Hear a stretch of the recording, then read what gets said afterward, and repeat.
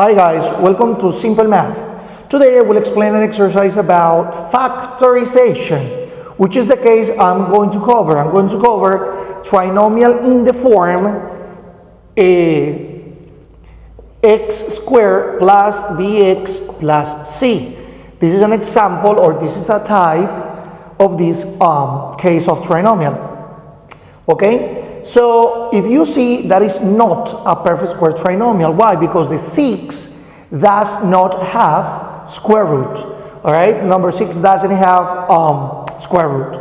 So we need to factorize. How do we factorize this kind of trinomials? First step number 1, we open two parentheses. So we open the first parenthesis and the second parenthesis, right? Remember, between the two parentheses there is a multiplication point which is invisible.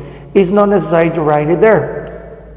Okay, so step number 2, we get the square root of the first term. In this case, the square root of x squared is x. So we write it here as the first term of the first parenthesis and as the first term of the second parenthesis as well, right? So the sign of the first parenthesis is the first sign of the trinomial. In this case is plus. Yes? And the sign of the second parenthesis is the product or the multiplication between the two signs of the trinomial. So positive times positive gives me positive. All right?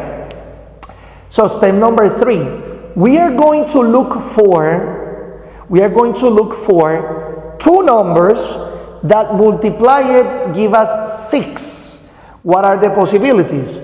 3 times 2, which is 2 times 3, or 6 times 1. There are the two options we have of two numbers that multiply by themselves, or which the multiplication of the two numbers give us 6, right? Okay, so what happens if I place 6 and 1 here? 6 and 1. So as a result, we have that the multiplication of 6 times 1 is 6. But at the same time, these two numbers, in this case, is positive 6, positive 1. So plus 6 plus 1 has to give or must have a result of determining the half. If you see, 6 plus 1 is not 5. The coefficient of the second term, which is 5.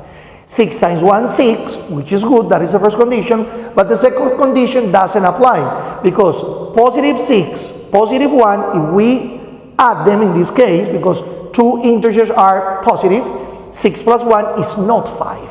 So this option is not possible. Alright? Okay, what is the second option? The second option is to use 3 and 2. Yes, the same conditions, 3 and 2. 3 times 2 is equal to 6, which is good, and plus 3 plus 2 is plus 5. Yes, so this is the solution of this trinomial. Alright guys, thanks for watching Simple Math, and I'm going to show you in the next video another basic example. Alright, thanks for watching Simple Math, and see you in the next video. Bye bye.